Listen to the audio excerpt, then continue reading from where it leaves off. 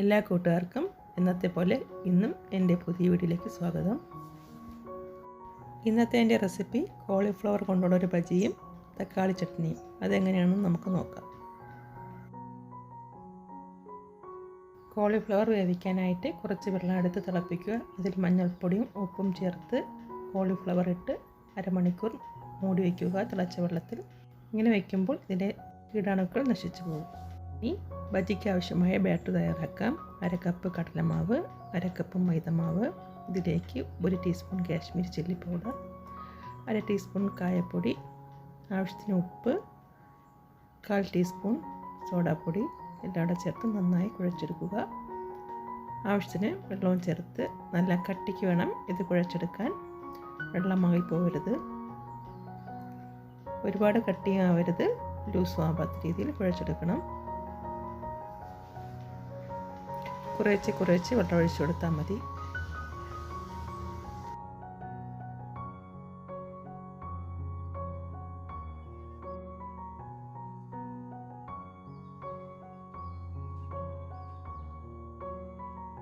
ഞാൻ ഇതിലേക്ക് കുറച്ച് ഫുഡ് കളർ ചേർക്കുന്നുണ്ട്. നിങ്ങൾക്ക് ആവശ്യമുണ്ടെങ്കിൽ റെഡ് കളർ ഒന്ന് ചേർക്കാം. അപ്പോൾ കടയിൽ നിന്ന് വാങ്ങിയ കണക്കുള്ള ഒരു ഫീൽ കിട്ടും. ഒരു 15 മിനിറ്റ് റെസ്റ്റ് ചെയ്യാൻ വയ്ക്കുക. ഈ സമയത്ത് ഇതിനാവശ്യമായ ഒരു ചട്നി തയ്യാറാക്കാം. അതിനായി 2 ടേബിൾ സ്പൂൺ എണ്ണ ഒഴിക്കുക. അതിലേക്ക് 6 അരിഞ്ഞു വെച്ചിട്ടുള്ള വെളുത്തുള്ളിയും 2 പച്ചമുളകും ചേർത്ത് വഴറ്റുക. ഇതൊന്ന് വഴന്ന് വരുമ്പോൾ ഒരു ചെറിയ സൈസിലെ സവാള അരിഞ്ഞതിട്ട് വഴറ്റുക. സവാളയും നല്ലതുപോലെ ഒന്ന് വഴന്ന് വരുമ്പോൾ ചോപ്പ് ചെയ്ത് വെച്ചിട്ടുള്ള 2 ടൊമാറ്റോ മീഡിയം സൈസ് ചേർത്ത് കൊടുത്ത് വഴറ്റുക.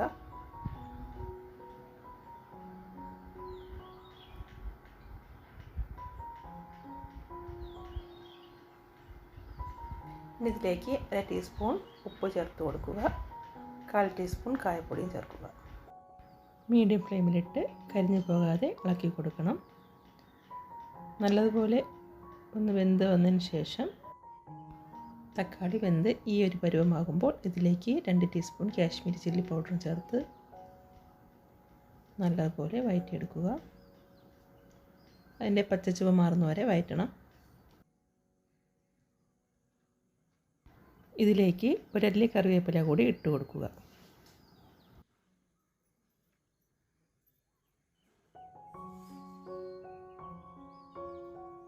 തക്കാളി വഴന്ന് ഈ ഒരു പരുവമാകുമ്പോൾ തീ ഓഫാക്കുക. തണുത്തതിന് ശേഷം മിക്സിയിൽ അടിച്ചെടുക്കുക.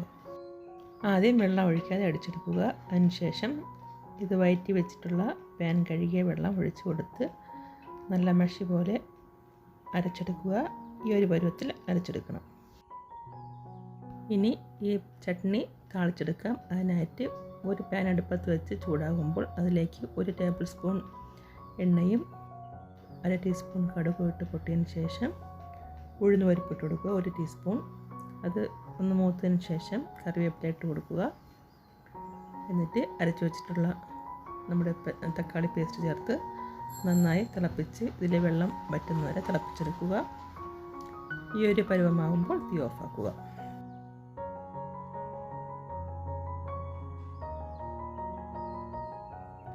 ടൊമാറ്റോ ചട്നി റെഡി ആയിട്ടുണ്ട്. ഇനി നമുക്ക് കോളിഫ്ലവർ ബജി ഉണ്ടാക്കാം. അതിനായി ഒരു ചീനിച്ചട്ടി എടുത്ത് അടുപ്പത്ത് വെച്ച് ബജി വറുക്കാൻ ആവശ്യമായ എണ്ണ ഒഴിച്ച് നല്ലതുപോലെ ചൂടായതിനു ശേഷം നേരത്തെ കലക്കി വെച്ചിട്ടുള്ള മാവിൽ ഓരോ പീസ് കോളിഫ്ലവർ മുക്കി ഓരോന്നാക്കി ഇട്ട് കൊടുക്കുക. മീഡിയം ഫ്ലെയിമിലിട്ട് വറുത്തെടുക്കുക. നേരത്തെ വേവിച്ച കോളിഫ്ലവർ ആയതുകൊണ്ട് ഒരുപാട് വേവേണ്ട ആവശ്യമില്ല. ഒന്ന് നല്ലതുപോലെ പുറഭാഗം വെന്തതിന് ശേഷം കോരിയെടുക്കാം. ഇതിലേക്ക് ബജി കോരുന്നതിന് മുന്നേ ആയിട്ട് കുറച്ച് കറിവേപ്പില ഇട്ട് കൊടുത്ത് കോരിയെടുക്കാവുന്നതാണ്. എൻ്റെ ഇന്നത്തെ റെസിപ്പി നിങ്ങൾക്ക് ഇഷ്ടപ്പെടുകയാണെങ്കിൽ ഒന്ന് ലൈക്ക് അടിച്ച് സപ്പോർട്ട് ചെയ്യാൻ മറന്നു പോകരുത്. അങ്ങനെ എടുത്തു വെച്ചിട്ടുള്ള എല്ലാ കോളിഫ്ലവറും ഇതുപോലെ പൊരിച്ച് കോരുക. നല്ല ടേസ്റ്റി ആയിട്ടുള്ള ഒരു ബജിയും തക്കാളി ചട്നിയുമായിരുന്നു. നിങ്ങളിതുപോലെ ഒന്ന് ട്രൈ ചെയ്ത് നോക്കുക. നിങ്ങളുടെ അഭിപ്രായങ്ങൾ എനിക്ക് കമൻറ്റായി അറിയിക്കുക.